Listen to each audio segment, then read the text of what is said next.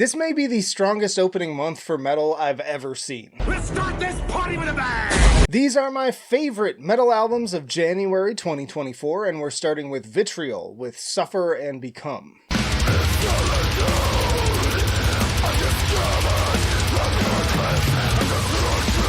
Big step up from the last one, especially implementing dynamic moments like the Inquisition-esque riffs of The Isolating Lie of Learning Another and epic instrumental Survival's Careening Inertia. There is no denying two things. One, the performances here are not only insanely technical, but also delivered at an impressively breakneck speed, and two, this shit is stupid heavy and menacing as fuck.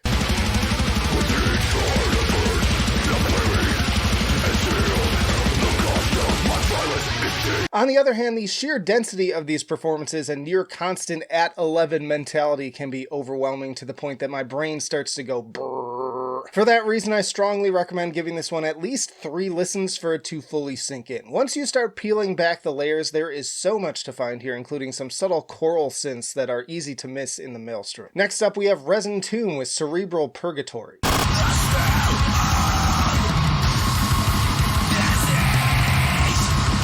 This Australian death metal band has been making a name for itself over their EPs, and now they're taking that energy into their first full length. This is some gnarly, noisy stuff that feels like a cross between that classic HM2 Swedish sound and more atonal technical stuff like Artificial Brain and Krallis with disgusting bass tone.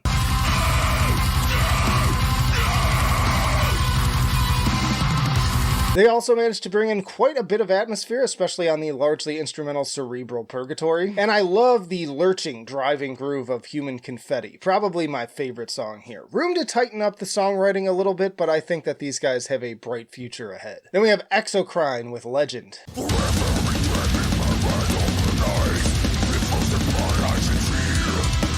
This French tech death band blew me away with 2017's Ascension and solidified themselves as one of my new favorites with Molten Giant just a year later. Now already on album 6, somehow not only is it still quality over quantity, they just get better and better. From the chaotic yet always infectious guitar work to an occasional explosion of saxophone, this is another must listen for death metal fans.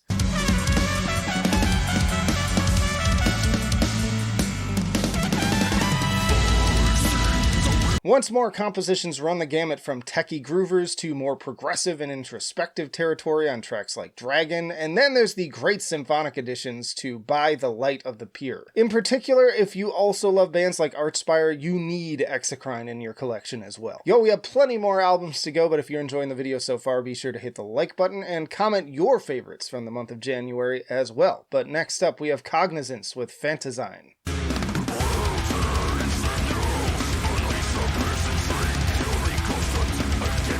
This UK tech death and deathcore band has actually been around since 2012, but it wasn't really until the last 5 years that they really started putting out full lengths. This is their third record following up 2021's Upheaval, and I would most recommend it to fans of techie yet melodic stuff like Inferi and First Fragment. Really impressive instrumentation, but also woven into genuinely engaging songwriting.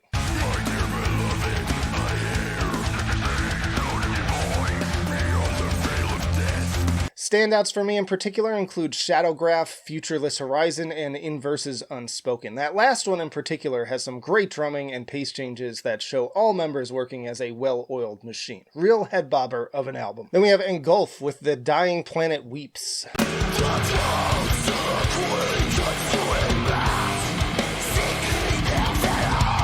Engulf is basically what you get when you combine OSDM vocals a la John Tardy and Morbid Angel grooves with the more technical and dissonant instrumentation of Gorguts and Ulcerate. It's a very unsettling listen ripe with sudden pace changes, even more lurching, churning guitar work, not too dissimilar to the previously mentioned Vitriol and commanding snarls.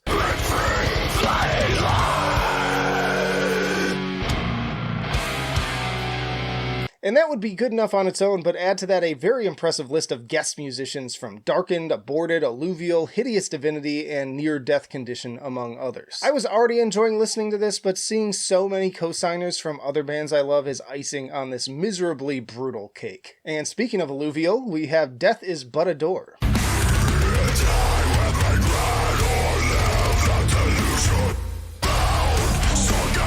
Alluvial is something of a death metal supergroup featuring current and former members of Suffocation, The Faceless, Entheos, and Aegean, among others. They already made quite the impact with the Deep Longing for Annihilation in 2017 and Sarcoma in 2021, and now they're back with a 4-song EP to deliver more delightfully sludgy progressive death metal.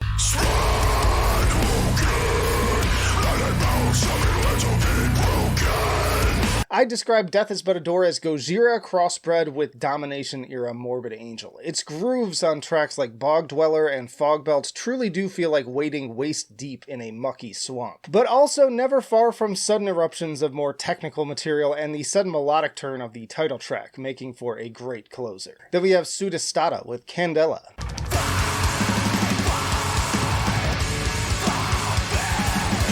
We've covered this band out of Madrid, Spain previously, and they only continue to step up their particular brand of blackened crust, recommending it to fans of everything from Svalbard and Maro to Converge. And in many ways I do hear how this feels like an alternate reality where the latter went a more black metal direction while still maintaining those trademark Kurt Ballou riffs.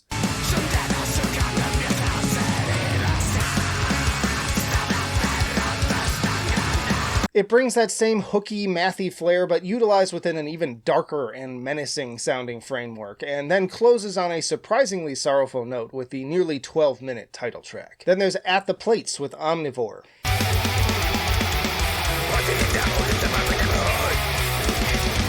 I know that the pun here has to do with At the Gates, and I love the food theme, but as far as what to expect musically, this has more of a black metal feel I'd place somewhere between Dissection and Inquisition. And despite the obvious sense of humor in track names like Punish My Waistline and Incarnate Syrup Abuse, the performances are anything but a joke.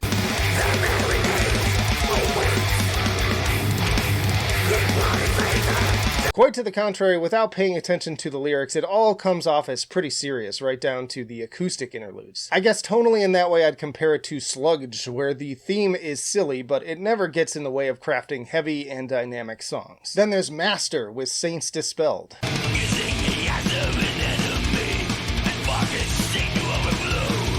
Master is a foundational death metal band formed in Chicago in 1983, but currently located in Czechia. Saints Dispelled is their 15th album, and it still brings that same early thrash-infused death metal sound and dark edge as if that era never ended. There's a reason they've become known as the Motorhead of death metal.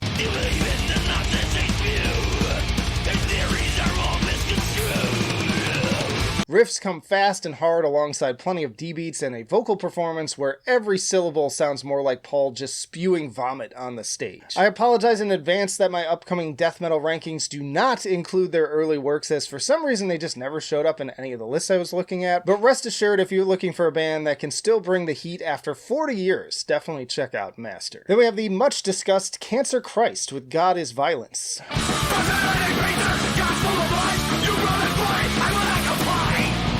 Look, this thing is bad. Lyrics have become one of the most tired things in the world for me, but I've never been that much of a lyrics guy anyways. If the music is good, I'm gonna share it, and this is easily among the best grindcore releases I've heard in the past few years. Think Pig Destroyer, but with even less chill.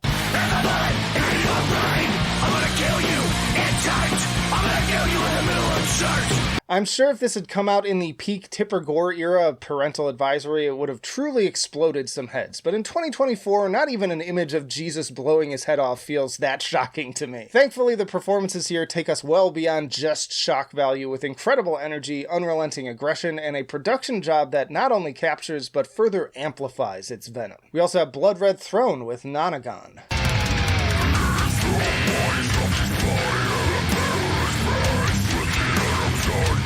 This Norwegian band is celebrating 26 years of existence with their 11th album. Led by guitarist Daniel Dode Olesen, also of early Satyricon fame, they deliver on a great mix of chugging brutality, Meshuggah-esque grooves, and explosions of melodic death metal leads.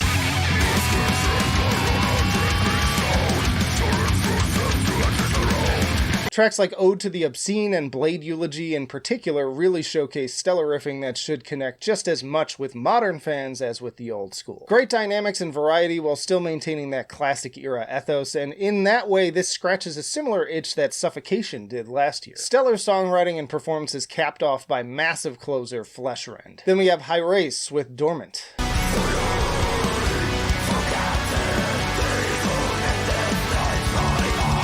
My first real melodic death metal album of the year, and it's a pretty strong entry I'd compare to the likes of Serenity and Murder. This German band definitely pulls their riffing from the Gothenburg tradition of In Flames alongside the atmosphere of Finnish legends Insomnium. And Britta's vocals definitely draw some comparisons to Angela Gasso of Arch Enemy.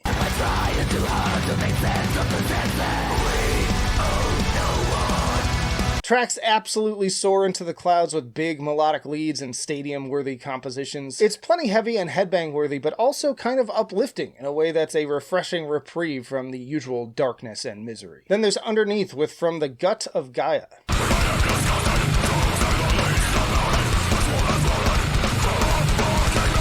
This pick comes in large part courtesy of regular commenter King Rico 7909, who is more or less our resident deathcore and heavy metallic hardcore aficionado. I had never even heard of this band, but they come to us from Pennsylvania with a sound I would compare to the likes of both Harm's Way and Despised Icon, sort of bridging the gap between metallic hardcore and old school deathcore.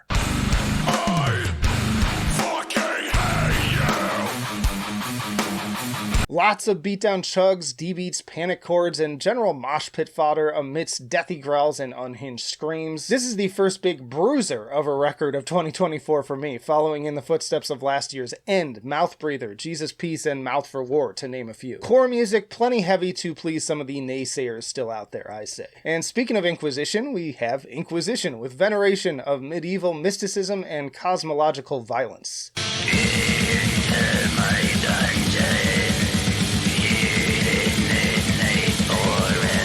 Black Mass for a Mass Grave ended up being one of my favorite black metal albums of 2020. That last album felt like easily their most melodic and even at times uplifting sounding outing to date, and now their 9th record continues to surprise me with at times a more laid-back, black-gazy aesthetic alongside Dagon's usual sermonizing croaks.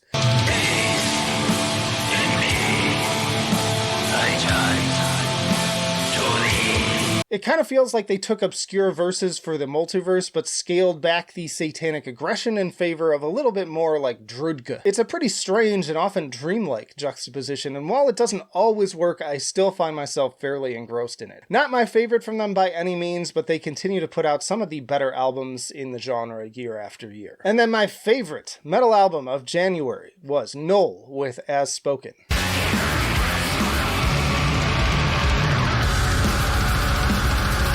Move over, Full of Hell, there's a new insane asylum in town. From the first seconds of the opening title track, this Tennessee band brings all of the violent chaos I've been waiting to see matched since trumpeting Ecstasy, while also channeling further sickness in the likes of Lord Mantis, Portal, Alterage, Vermin Womb, and Imperial Triumphant.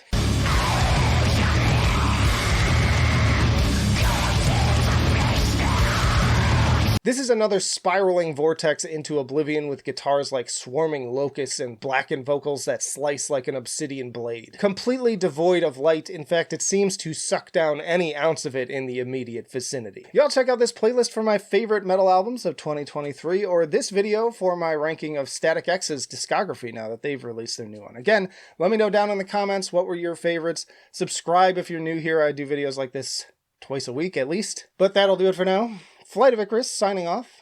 I will see you in the trenches.